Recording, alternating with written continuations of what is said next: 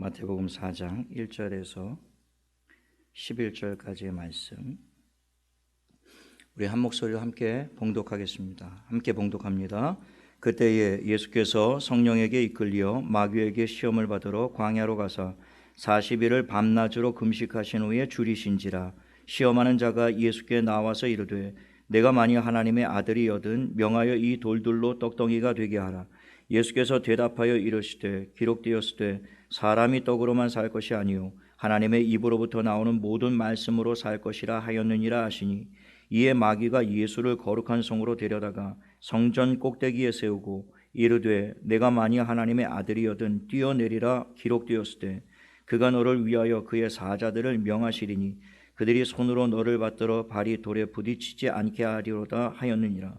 예수께서 이르시되 또 기록되었으되 주 너희 하나님을 시험하지 말라 하였느니라 하시니, 마귀가 또 그를 데리고 지극히 높은 산으로 가서 천하 만국과 그 영광을 보여 이르되 만일 내가 이에 엎드려 경배하면 이 모든 것을 내게 주리라.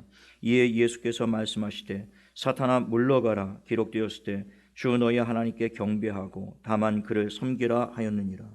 이에 마귀는 예수를 떠나고 천사들이 나와서 수종드니라. 아멘. 저는 이 봉독한 말씀을 가지고 마귀의 시험과 예수의 승리라는 제목으로 말씀을 증거하겠습니다. 우리 좌우 옆에 분과 앞뒤 분에게 한번 인사하시죠. 항상 깨어 있읍시다. 네, 아멘.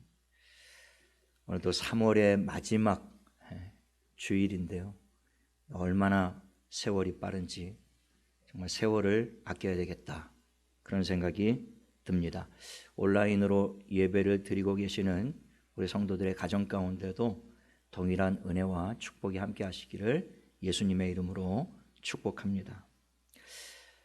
오늘 우리가 읽은 본문 말씀은 광야를 지나는 우리에게 인생을 승리할 수 있는 아주 중요한 비결을 가르쳐 주고 있습니다. 오늘 1절에 보면 예수께서 성령에 이끌려 마귀에게 시험을 받으러 광야로 나가셨다라고 되어 있습니다.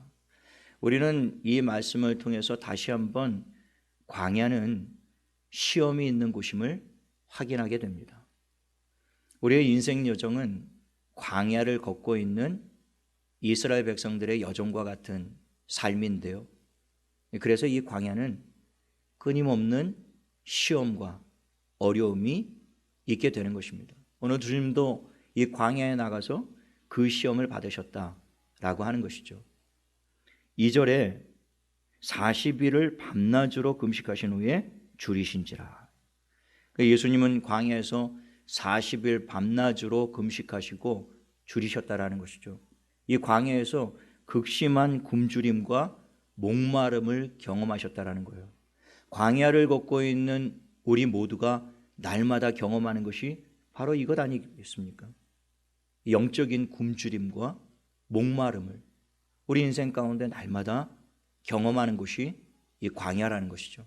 주님이 그 광야에 나가셔서 바로 이 굶주림과 목마름을 몸소 경험하셨다라는 거예요. 그리고 그 마지막에 줄이신지라, 이 한마디를 통해 광야의 시간들이 예수님에게도 견디기 힘든 시간이었구나 라는 것을 깨닫게 돼요.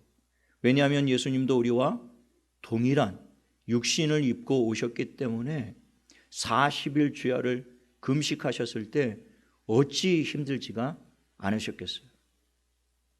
우리를 위해 그 고난을 몸소 담당을 해 주신 것입니다. 오늘 이 1, 2절에서 우리가 주목해야 될 한 가지 사실은 주님이 마귀에게 자신을 시험할 수 있도록 허락하셨다라는 것입니다. 마귀는 감히 예수님을 시험할 수 있는 존재가 못 됩니다.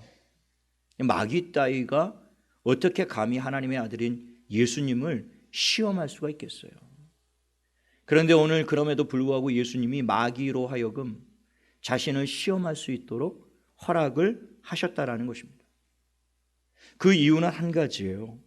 우리에게 이 광야의 삶을 승리하는 비결을 몸소 친히 가르쳐 주시기를 원하셨기 때문이라는 것이죠. 그러면 오늘 이 본문 말씀을 우리가 잘 살펴보면서 우리가 과연 어떻게 광야에서 예수님처럼 승리할 수 있을까를 배우는 저와 여러분 되시기를 예수님의 이름으로 부탁을 드립니다. 마귀의 첫 번째 시험은 이것이었어요. 3절을 보시죠. 시험하는 자가 예수께 나와서 이르되 내가 만약 하나님의 아들이거든 명하여 이 돌들로 떡덩이가 되게 하라. 오늘 본문에 보면 마귀는 예수님을 시험할 수 있는 기회가 3번 주어졌음을 알 수가 있습니다. 그러니까 더 이상은 주님이 허락지를 않으신 거예요. 3번까지 기회를 주셨습니다. 그러므로 마귀는 이 단 3번의 기회를 이용하여 어떻게 해서든지 예수님을 무너뜨려야만 했던 것이죠. 생각해 보십시오. 마귀가 얼마나 심사숙고했을지를. 단 3번의 기회. 내게 주어진 기회는 3번이다. 그런데 이 이후로부터는 어떤 상황 가운데서도 예수님은 마귀로부터 시험을 허락지를 않으세요. 이 이후로부터는 마귀는 예수님이 가는 곳마다 쫓겨납니다. 그러니까 오늘 본문에 등장하고 있는 이 3번의 기회가 마귀에게 주어진 유일한 기회였다는 것이죠. 그러니까 이 마귀가 이 3번의 기회를 살리기 위해서 얼마나 고민을 하고 또 고민을 했겠습니까? 어떻게 해야 과연 이 예수를 이 3번의 기회를 가지고 무너뜨릴 수가 있을까?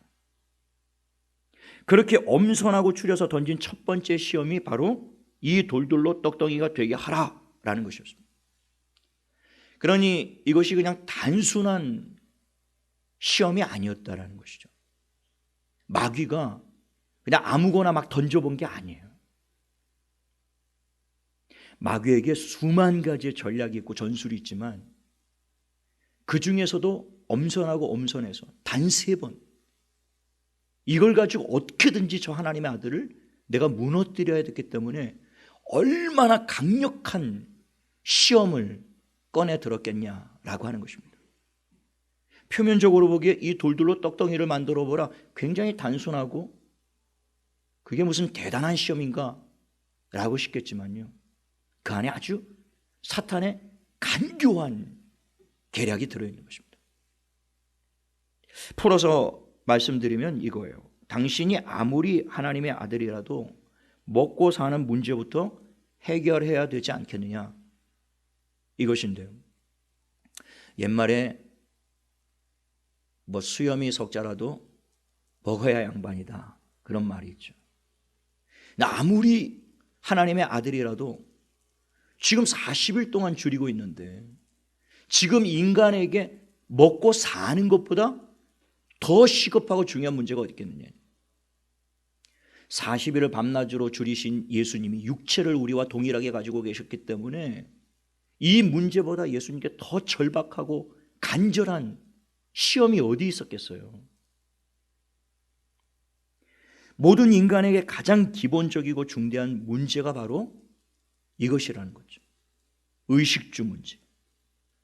이 문제가 해결되지 않으면 인간은 인간다운 삶을 영위하기가 어렵습니다. 우리가 매일 눈만 뜨면 하는 일이 무엇입니까? 먹고 사는 문제를 해결하는 거예요. 그래서 괴롭고 힘들어도 직장에 죽을 똥 살 똥 하면서 출근을 하는 거예요. 월급 받는 하루만 기쁘지 남은 날들은 정말 괴롭고 힘든 것 아니겠습니까?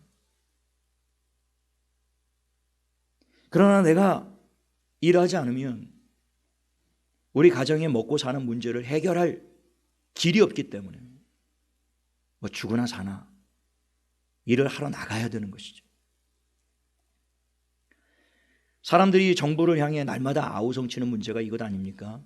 기본적으로 먹고 사는 이 생존권을 보장해달라, 이것이죠. 정치인들도 때때마다 들고 나오는 슬로건이 무엇입니까? 선거철 때마다 주거 문제를 내가 해결해 드리겠다, 먹고 사는 문제를 해결해 주겠다, 기본소득 내가 보장해 주겠다, 무상급식, 무상교육, 무상진료. 하여튼 당신들이 배불리 먹고 살도록 내가 책임지고 그 일을 해내겠다. 이거 아니겠습니까? 그러니까 이 먹고 사는 문제만큼 우리의 생존과 사활이 달려있는 문제가 없다라는 것입니다. 그래서 마귀는 이런 인간의 가장 강렬하고 기본적인 욕구를 이용해서 사람들을 시험하고 무너뜨리는 무기로 삼고 있다는 것이죠. 그러니 단순히 먹고 마시는 이 문제는 단순한 시험거리가 아닌 거예요. 마귀의 가장 강력한 무기 중에 첫 번째라는 것이죠. 실제로 마귀는 광야에서 40년 동안 이스라엘 백성을 이 먹고 마시는 이 문제로 끊임없이 시험하고 끊임없이 그들의 삶을 무너뜨렸다는 것을 보게 돼요. 민수기 21장 5절에 보면 백성이 하나님과 모세를 향하여 원망하되 어찌하여 우리를 애굽에서 인도해내어 이 광야에서 죽게 하는가? 이곳에는 먹을 것도 없고 물도 없도다. 우리 마음이 이 하찮은 음식을 싫어하노라 하며. 여기서 하찮은 음식이라는 것은 하나님이 날마다 이스라엘 백성들에게 내려주셨던 만나를 의미하는 거예요. 하나님이 주셨던 만나를 이스라엘 백성들이 뭐라고 여겼냐면 이 하찮은 음식이라고. 우리가 이걸 싫어하노라. 이 광야에는 먹을 것도 없고 마실 것도 없다. 이건 사실이 아니었어요. 하나님은 광야 여정 가운데 이스라엘 백성들 가운데 날마다 먹을 것을 주시고 마실 것을 주셨습니다. 마실 물이 없을 때는 반석을 쳐서 그들의 목마름을 해결해 주셨어요. 40년 동안 이스라엘 백성들의 광야 여정을 보면 굶어서 죽은 사람이 단 한 사람도 없었습니다. 목말라 죽은 사람이 단 한 사람도 없었어요. 그런데 이 이스라엘 백성들은 하나님이 주신 그 물과 음식을 하찮은 것으로 여겼단 말입니다. 그러니까 지금 이 이스라엘 백성들의 문제는 먹고 마실 것이 없었기 때문이 문제가 아니라 주신 것에 대해 감사할 줄 모르고 더 좋은 것, 더 기름진 것, 더 배부르게, 더 풍족하게 얻고 싶었던 탐욕 때문에 문제가 발생했다는 것입니다. 그들이 만약 하나님이 주신 음식과 물에 자족하고 만족하는 법을 배웠다면 그들의 광야 여정은 늘 행복했을 거예요. 야, 오늘도 어김없이 하나님이 우리에게 이 만나를 내려주셨구나. 감사하고 이 목마른 인생 가운데 또 주님이 이렇게 물가로 우리를 인도하셨구나. 기뻐하고 물이 없는 이런 곳에서 야, 반석을 쳐서 우리의 목마름의 문제를 해결해 주시는구나. 그냥 하루하루가 매일매일이 기쁨과 감격의 연속이었을 거예요. 그러나 하나님이 주신 그 물과 음식을 하찮게 여겨버렸다는 것이죠. 왜 그랬습니까? 고작 이거냐 이거. 하나님이 우리에게 베푸신 것이 고작 이거냐. 우리는 더 좋은 것을 원한다. 더 기름진 것을 원한다. 더 배부르길 원한다. 더 풍족하게 원한다. 처음 만나를 하나님이 주셨을 때 그들이요, 그걸 끌어모으느라고 그냥 천막에 쌓아둘 곳이 없을 정도로 끌어모으지 않았습니다. 주님이 그날 일용할 양식만 분명히 거두라고 말씀하셨는데도 불구하고 그거를 그렇게 끌어모아서요, 전부 다 썩고 벌레 나지 않았습니까? 그 이후부터 이스라엘 백성들이 너무 화가 나는 거예요. 쟁여놓고 쌓아두고 넉넉하고 여유 있게 그렇게 먹고 싶은데 달랑달랑 매일매일 먹을 만치만 딱딱 주시니까. 근데 그게 은혜인데, 그래야 주님을 날마다 바라보고 주님을 의지하고 하나님을 신뢰하고, 그래 하나님과 매일매일 매 순간을 동행하는 그게 은혜인데, 그리고 얼마 가지 않아서 만나만 먹으니까 이제는 그게 신물이 나는 겁니다. 하나님이 주신 거든가 말든가 우리는 더 이상 이 하찮은 음식을 싫어하노라. 맨날 어떻게 이것만 먹고 사느냐. 그리고 막 소리를 지르기 시작한 것이죠. 민수기 11장 4절로 6절에 보면 그들 중에 섞여 사는 다른 인종들이 탐욕을 품음에 이스라엘 자손도 다시 울며 그 탐욕에 물들었다, 그 말입니다. 이르되 누가 우리에게 고기를 주워 먹게 하랴. 우리가 애굽에 있을 때는 값없이 생선과 오이와 참외와 부추와 파와 마늘들을 먹은 것이 생각나거늘 이제는 우리의 기력이 다하여 이 만나 외에는 보이는 것이 아무것도 없도다. 하나님과 이스라엘 애굽의 삶을 비교하면서 그때는 지금보다 훨씬 낫다라는 것입니다. 우리가 하나님을 믿고 하나님을 따라 나섰지만 이럴 줄 몰랐다라는 거예요. 이럴 줄 알았다면 우리가 따라 나서지 않았지. 차라리 애굽에 노예살이가 났대. 거기는 고기도 있었고 생선도 있었고 파, 마늘, 부추, 참외, 우리가 원하는 것 넉넉하게 있었다. 우리가 그거 다 포기하고 하나님 따라서 이 광야까지 나온 이유가 뭐겠는가? 그것보다 더 기름진 것, 더 좋은 것, 더 풍족한 것, 더 배부른 것, 그런 것 기대하고 나왔는데 맨날 이 만나만 주느냐? 마음의 탐욕이 들끓어서 이제는 더 이상 하나님이 주신 그 은혜에 대하여 감사할 줄 모르게 되었다라는 것입니다. 사람의 이 탐욕은 끝이 없어서요. 전도서 1장 8절에 보면 눈은 보아도 족함이 없고 귀는 들어도 가득 차지 않는다. 사람의 탐욕은 끝이 없습니다. 아무리 채우고 채워도 채워지지 않는 거예요. 만일 하나님이 이스라엘 백성들에게 더 좋은 것을 달라고 했을 때 더 좋은 것을 주셨다면 그 백성들은 그것으로 만족을 했을까요? 또 이거보다 더 나은 것, 이거보다 더 좋은 것. 여러분, 우리가 맛집을 찾아가 보지만 또 한두 번 먹을 때 맛있는 거예요. 그 아무리 맛집 줄 서서 먹어도요, 그 한 서너 번 가고 나면 가고 싶지가 않은 거예요. 또 새로운 맛집, 또 더 좋은 맛집, 늘 찾아 헤매게 되는 것이죠. 먹고 마시는 문제로는 인간을 참되게 만족시킬 수가 없습니다. 그 이솝 우화에 그 황금알을 낳는 거위 이야기가 있어요. 어느 날 거위를 잡아서 다음날 아침 잡아먹으리라. 헛간에 매놨는데 다음날 아침에 가보니까 황금알이 낳은 거예요. 이 진짜인가 해서 알아보았더니 진짜인 거죠. 아침마다 나가면 하나씩 황금알을 낳아주는 거예요. 그 막 가세가 막 갑자기 막 일어난 거예요. 부자가 되었습니다. 그러나 이 사람은 거기에 만족하지 않았습니다. 결국에는 탐욕에 눈이 멀어 그 거위의 배를 가르고 말죠. 더 많은 것들을 한꺼번에 얻기 위해서 감질나게 하나하나 만족하지 못하겠다.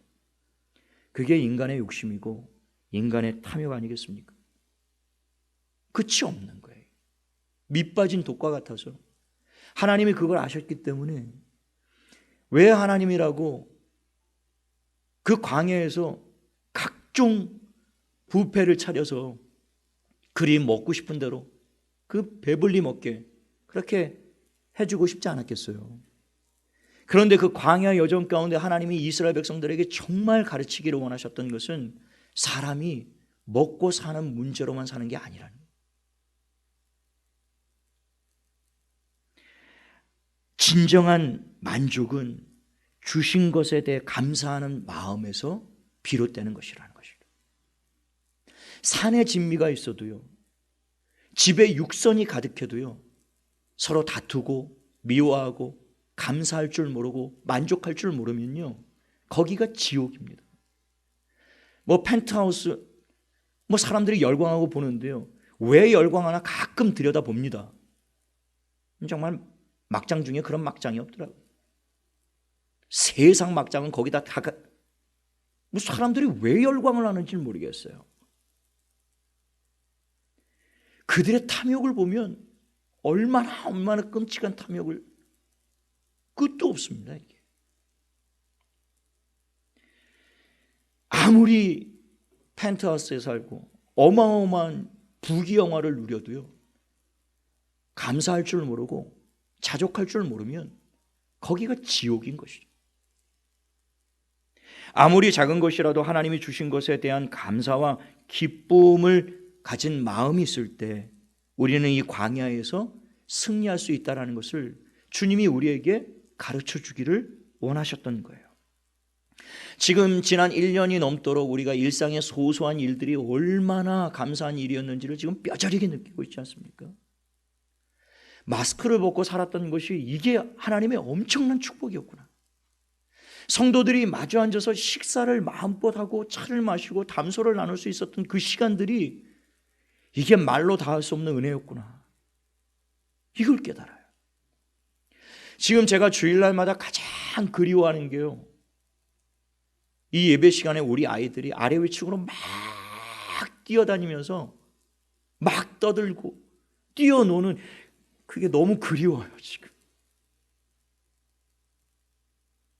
사실 그때는 우리 아이들이 막 뛰어다니고 소리 지를 때, 이 예배 시간에 부스럭 들어왔을 때 사실 마음이 쓰이고 신경이 쓰였던 것이 사실입니다. 뭔가 설교를 하다가 갑자기 까먹고 어디 했었지 막 이렇게 될 때 마음이 쓰였다고요. 근데 지금은 그 시간들이 그리워요.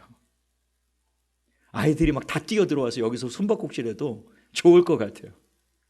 기쁘게 막 말씀 전할 수 있을 것 같아요.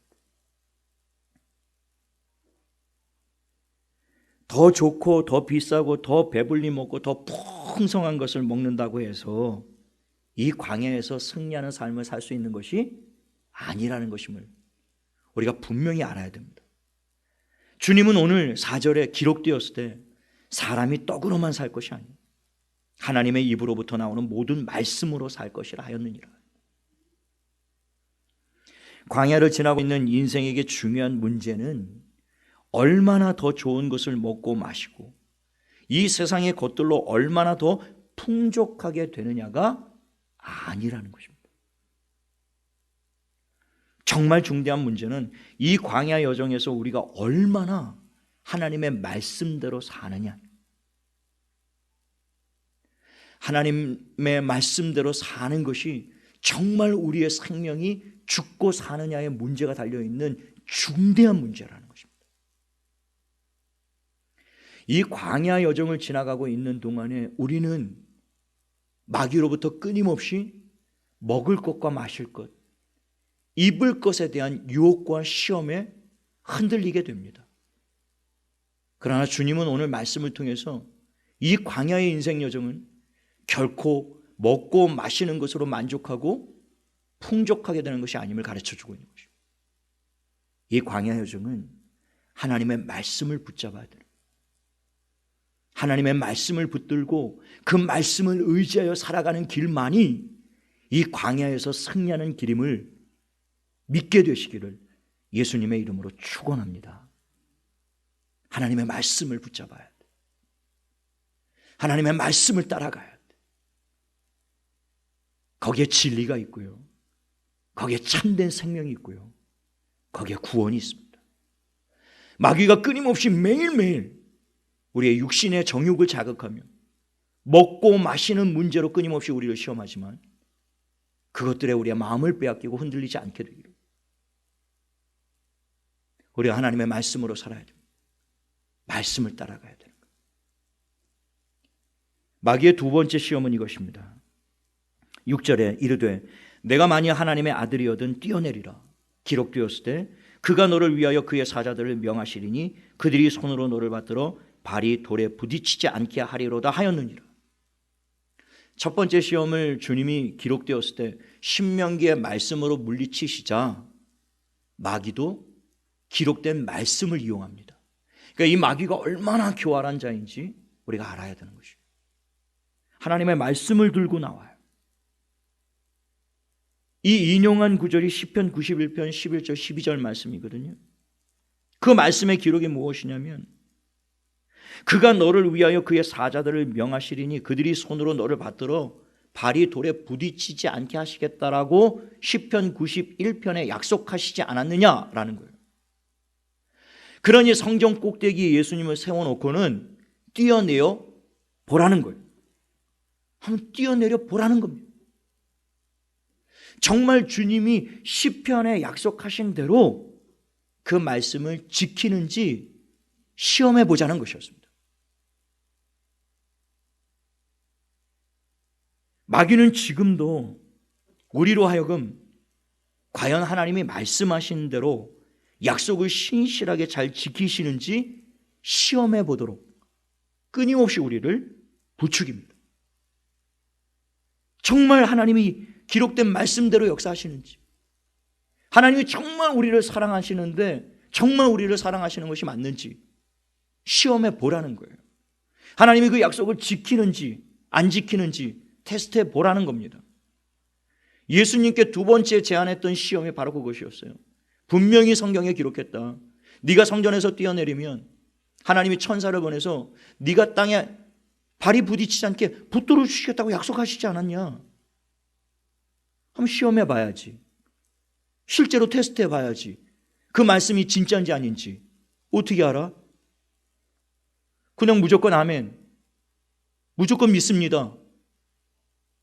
하나님이 그 약속을 지키는지 안 지키는지 그거 어떻게 알아?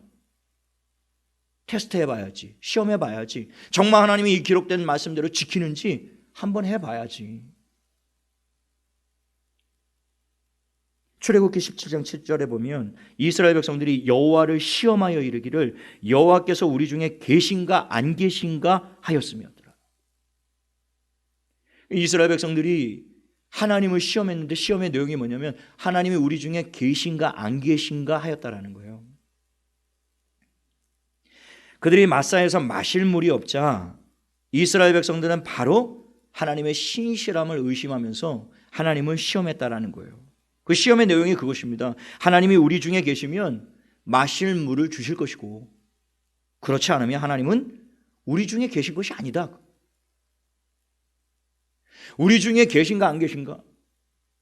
그것을 조건적으로 따져서 우리의 조건을 만족하면, 우리의 필요를 충족하면, 우리의 필요를 채워주면, 우리의 요구 조건을 들어주면, 그러면 하나님은 우리 가운데 계시는 거고, 그렇지 않으면 하나님은 없는 거다.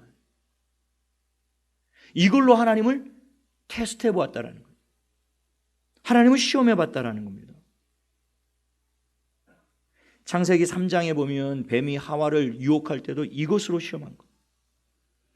하나님이 이 선악과를 먹는 날에는 정령 죽으리라, 죽고 죽으리라, 반드시 죽으리라 주님이 분명히 권고하셨습니다. 그런데 마귀는 정반대의 말씀을 들고 나오죠. 그래서 하와를 무너뜨립니다. 창세기 3장 4절에 뱀이 여자에게 이르되 너희가 결코 죽지 아니하리라. 여러분, 이게 마귀입니다. 하나님이 반드시 죽으리라 말씀하셨는데 반드시 안 죽는다라는 거예요. 우리를 향하여 하나님이 지금 너희에게 거짓말을 하고 있다라는 거예요. 자기가 우리에게 거짓말을 하고 있는데 그것을 하나님이 거짓말하는 것으로 이게 둔갑을 시켜버린다. 하나님이 너희에게 거짓말하고 있는 거예요. 죽는다고 말씀하셨는데 아니, 너희는 절대로 죽지 않을 거예요. 하나님의 말씀은 믿을 만한 것이 못 된다는 것입니다. 속지 마. 기록된 말씀 그거 어떻게 다 믿어? 하나님이 정말 신실한 분인지 너 어떻게 알 수 있어? 그분이 우리를 사랑하는지 그거 어떻게 알 수 있니? 끊임없이 우리를 의심하게 하고 하나님을 불신하게 하고 하나님의 말씀을 시험하도록 부추긴다고 하는 것입니다. 정말 하나님이 나를 사랑하신다면, 정말 하나님이 능력이 많으시다면, 정말 하나님이 살아계시다면 이 문제를 해결해 달라라는 거예요. 당장 이 문제를 해결해 주시면 하나님이 나를 사랑하는 거고 능력이 있는 거고 하나님이 나와 함께 계시는 거고, 그러나 이 문제를 내가 원하는 대로 해결해 주지 않으면 하나님 계시는 것이 아니다. 그렇게 조건부로 하나님을 따르도록 마귀가 우리를 부추기고 시험하고 있다는 것이죠. 이에 대해서 주님은 7절에 또 기록되었을 때 주 너희 하나님을 시험하지 말라 하였느니라. 하나님은 시험의 대상이 아닙니다. 신뢰의 대상입니다. 이렇게 하면 하나님이시고, 이렇게 하지 않으면 하나님이 아닌 것이 아니라는 것이죠. 그럼 마귀는 끊임없이 우리의 삶 가운데 이것으로 유혹하고 있다는, 이렇게 해야 하나님이지, 네가 원하는 걸 채워야 하나님이지, 너가 바라는 것을 이루어야 그게 하나님이지, 네가 그렇게 하나님 앞에 울부짖는데 그거 들어주시지 않는 하나님이 무슨 하나님이겠니? 하나님은 조건적으로 믿는 것이 아니라 절대적으로 믿어야 하는 하나님이시다. 어떤 상황이라도. 그래서 우리에게 필요한 신앙은 다니엘의 세 친구와 같은 믿음. 그리 아니하실지라.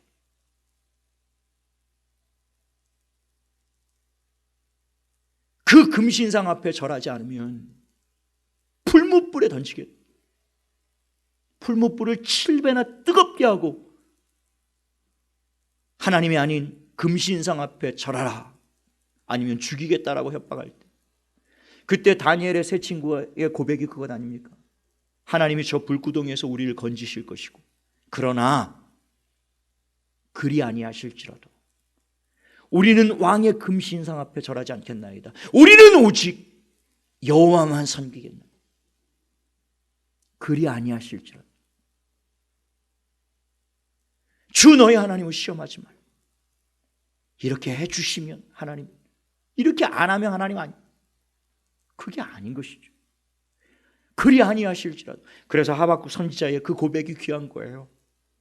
하박국 3장 17절 18절에 비록 무화과 나무가 무성하지 못하며 포도나무에 열매가 없으며 감람나무에 소출이 없으며 밭에 먹을 것이 없으며 우리의 양이 없으며 외양간에 소가 없을지라도 나는 여호와로 말미암아 즐거워하며 나는 구원의 하나님으로 말미암아 기뻐하리로다. 이게 없는 게 한두 가지가 아니에요. 이게 없어도 이렇게 없을 수가 있습니까? 어떻게? 아무것도 없어요. 하나님이 우리의 삶 가운데 아무런 결실과 열매를 주지 않더라도 난 여호와로 즐거워하며 나는 그 구원의 하나님 한 분만으로 나는 기뻐하겠다. 저와 여러분의 고백이 될 수 있게 되기를 예수님의 이름으로 축복합니다. 우리의 삶 가운데 아무것도 없을지라도 왜 아무것도 없습니까? 십자가의 은혜가 있습니다. 하나님이 하나님의 전부인 그 아들을 우리에게 기꺼이 내어주신 은혜가 있는데요, 당장 내 눈앞에 있는 이 문제가 해결되지 않는다고 해서, 나에게 이 시련이 왔다고 해서, 이 고난이 왔다고 해서 십자가의 은혜가 사라지겠습니까? 그 영원한 구원의 은혜가요. 그러나 우리는 이 마귀의 유혹에 빠져서 시시때때로 얼마나 저 십자가의 은혜를 잃어버리고 사는지 모릅니다. 그 아들의 그 대속의 은혜를 까맣게 잊어버린 채 주신 은혜를 하찮게 여겨버린, 그 하찮은 은혜를 우리가 싫어하노라. 내가 원하는 건 지금 이건, 내 문제는 지금 이건데 이걸 해결해 주지 않는 이상 당신은 나에게 은혜의 하나님이 될 수 없어. 마귀는 끊임없이 우리를 그렇게 부추기고 있다는 말입니다. 그러므로 우리는 어떠한 시험 가운데서도 하나님의 말씀을 의심하거나 불신하거나 그의 사랑을 시험하는 일이 없게 되기를 바랍니다. 오직 나의 의인은 믿음으로 말미암아 살리라. 하박국 선지자의 고백이 그거예요. 나는 믿음으로 살겠다. 내가 원하는 것 하나님이 주시지 않더라도, 그리 아니하실지라도, 설령 내가 목숨을 빼앗기는 한이 있더라도, 그러나 나는 오직 하나님만 경외하겠다. 하나님의 약속의 말씀을 끝까지 신뢰하는 저와 여러분 될 수 있게 되기를 예수님의 이름으로 축원합니다.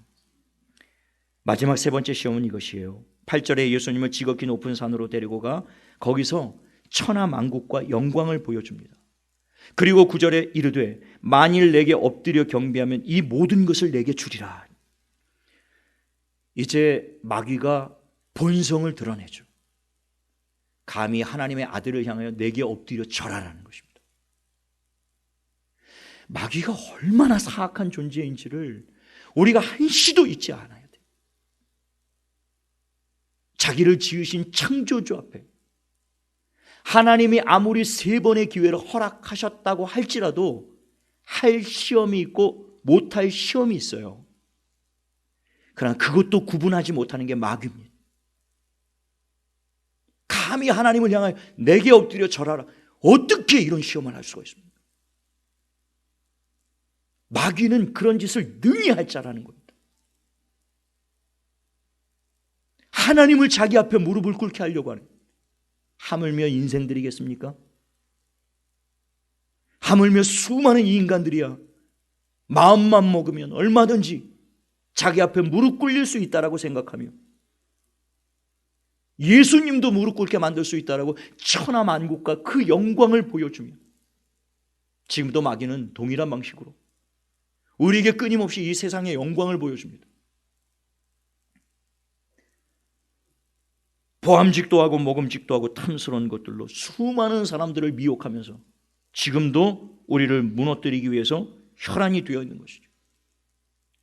내게 엎드려 경배하라. 네가 원하는 돈, 네가 원하는 명예, 네가 원하는 성공, 출세, 권력, 쾌락, 기쁨, 내가 줄 수 있다. 내 앞에 와서 경배하라. 하나님 앞에 나가지 말고 하나님이야, 너에게 만나밖에 더 주겠느냐. 하나님은 말씀을 신실하게 지키는 분이 아니야. 너희가 속고 있는 거야. 내게 경배하라. 내가 너희에 필요한 것 얼마든지 줄 수 있다. 너희가 돈을 원하면 돈을 줄 수 있어. 명예를 원하면 명예를 줄 수 있어. 쾌락을 원해? 얼마든지 줄 수 있다.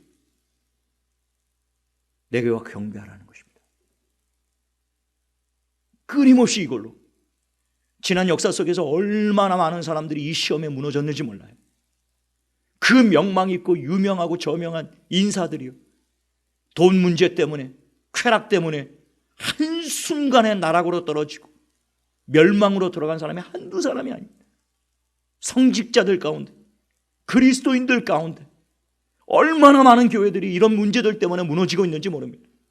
얼마나 많은 가정들이 이 문제 때문에 무너지고 있는지 몰라요.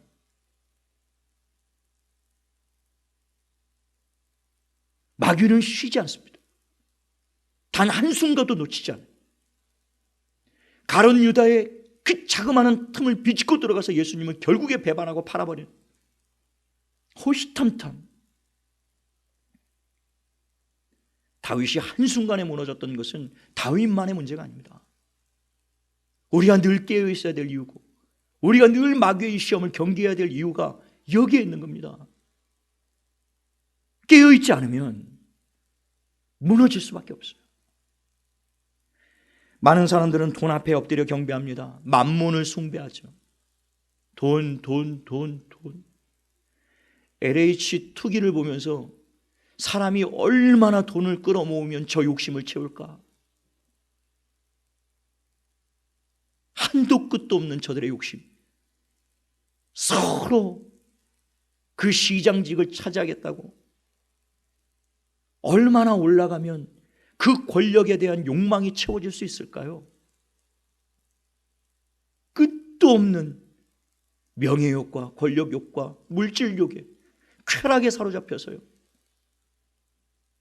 얼마나 달콤하게 우리를 유혹하고 있는지 모릅니다. 마귀는 사람들로 하여금 끊임없이 자기를 사랑하고 돈을 사랑하고 쾌락 사랑하는 것을 하나님보다 좋아하도록, 마지막 때로 갈수록 더 그것으로 사람들을 무너뜨리기 위해 혈안이 돼요. 그러나 우리가 분명히 알아야 될 것은 마귀가 우리가 원하는 모든 것을 주리라고 한 그것들이 처음에만 꿀송이처럼 달콤한 것들이지 그 결국은 멸망과 사망에 이르는 것들이라는 것을 기억하셔야 된다.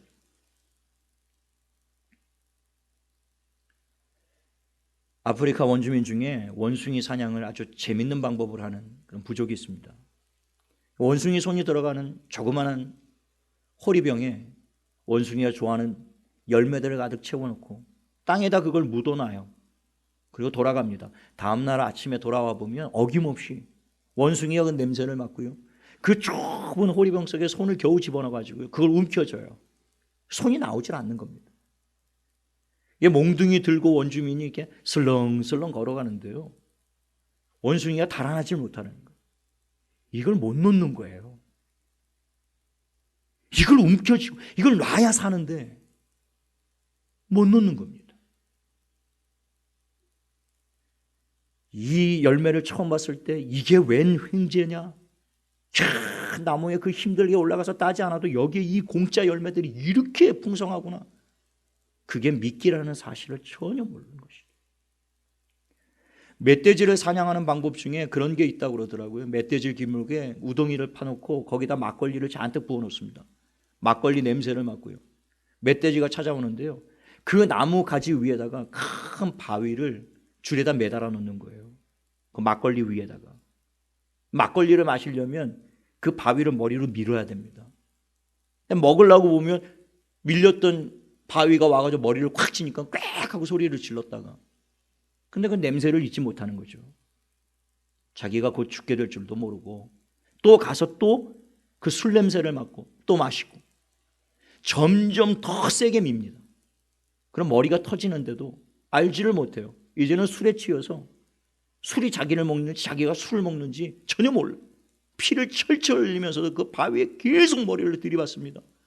그리고 그 달콤한 술의 유혹을 이기지를 못하는 거예요. 결국에 자기의 인생이 완전히 망가진다는 사실을 깨닫지 못하고 가는 겁니다. 전에 제가 설교 중에 에스키모들이 늑대를 사냥하는 방법에 대해서 제가 한번 말씀을 드렸는데요, 그 날카로운 칼날에 그 짐승의 피를 잔뜩 얼려서 묻혀놓고요, 그 그냥 눈 속에 콱 박아놓는 거예요. 피 냄새를 맡고 늑대가 몰려와서 그 피를 혀로 핥기 시작하죠. 차갑게 얼었기 때문에 이내 혀가 차갑게 마비가 됩니다. 그리고 정신없이 핥다가 이제는 다 그 피가 녹아서 칼날이 드러나죠. 그 칼날에 자기의 혓바닥이 잘리는 겁니다. 그리고 막 피가 철철철철 떨어지는데요, 그 피가 자기의 피인지를 몰라요. 그리고 계속 그 날카로운 칼날을 핥다가 결국에 과다출혈로 목숨을 잃게 되는. 인간이 이런 짐승들을 사냥할 때 던지는 것들이 다 이런 미끼인데요, 어리석은 짐승들은 그 미끼에 빠져서 자기의 생명을 잃어버리는 일들이 얼마나 많습니까? 그러나 그 어리석은 짐승들과 같은 그런 어리석은 인생들이 이 땅에 얼마나 많은지, 수많은 인생들, 이 마귀의 이 시험과 유혹에 빠져서 정신없이 돈을 핥고 쾌락을 핥고 명예에 취하고 정신을 차리지 못하는 겁니다. 그것이 자기의 인생을, 영혼을 송두리째 무너뜨릴 것이라는 것을 꿈에도 상상하지 못한 채 달콤한 유혹에 빠지는 인생들이 많이 있습니다. 그때 우리가 선포해야 될 말씀이 10절 말씀입니다. 사탄아 물러가라. 기록되었을 때 주 너의 하나님께 경배하고 다만 그를 섬기라 하였느니라. 저와 여러분이 사탄에게 휘둘리지 않게 되기를 간절히 바랍니다. 사탄을 물리치는 저와 여러분 될 수 있게 되기를 예수님의 이름으로 축복합니다. 축복합니다. 물리치셔야 돼요. 그냥 마음 놓고 들어와서 해집고 우리를 마음 놓고 시험하도록 방치해서는 안 됩니다. 깨어서 기도하셔야 돼요. 정신을 차려야 됩니다. 마지막 때로 갈수록 악한 영들의 역사는 더 집요하고 더 강렬해질 것입니다. 주 너의 하나님께 경배하고 다만 그를 섬기는, 하나님만을 경배하는, 하나님만을 섬기는, 그것이야말로 광야를 승리할 수 있는 비결인 거예요. 여러분이 광야 여정 가운데 마귀가 수많은 달콤한 보암직도 하고 먹음직도 하고 탐스러운 돈과 명예와 물질과 쾌락으로 끊임없이 우리를 유혹하겠지만요, 그 앞에 무릎을 꿇지 않고 오직 하나님 앞에만 무릎을 꿇고 오직 하나님만을 경배하며 오직 하나님만을 섬깁니다. 저와 여러분 될 수 있게 되기를 예수님의 이름으로 축원합니다. 마지막 11절에 이에 마귀는 예수를 떠나고 천사들이 나와 수종드니라. 우리가 이 광야 여정 가운데 힘들고 어려운 시험들이 끊임없이 다가오고 있지만요, 오늘 우리가 붙들어야 될 말씀 4절, 7절, 10절의 말씀을 붙잡고만 나간다면 우리는 반드시 마귀를 물리치고 천사들이 수종되는 승리하는 삶에 살게 될 것입니다. 오늘 4절, 7절, 10절 말씀을 꼭 기억할 수 있게 되기를 바라요.